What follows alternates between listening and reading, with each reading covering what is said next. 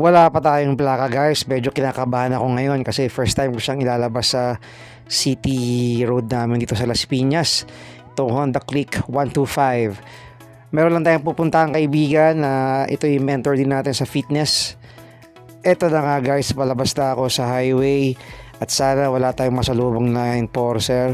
Napansin ko talaga sa scooter na to yung kanyang pagiging responsive guys. Pag piniga mo talaga yung throttle, meron talaga siyang ibibigay na power. Tapos ang gaang-gaang pa niya, very nimble siya guys.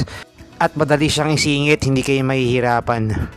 So andito na tayo sa SS Powerhouse Gym. Ito nga pala si Coach Karim. Sa kalaman ng iba, si Coach Karim ay isang Olympian, Mr. Olympia. Dalawa lang sila sa Pilipinas guys. Shoutout din kay Coach Joven. Dalawa lang silang Mr. Olympian sa Pilipinas. Thank you Coach. After nyan, pauwi na rin tayo. Hopefully lumabas na yung plaka natin para naman makalayo-layo tayo at ma-review natin ng maayos tong Honda Click 125 natin. At least kahit papano, nabigyan ko kayo ng konting insights dito sa motor na to.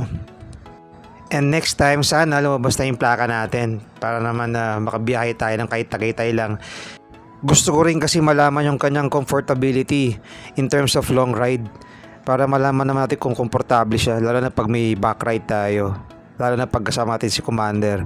So hanggang doon na lang guys, pauwi na tayo. Ride safe everyone and have a nice day.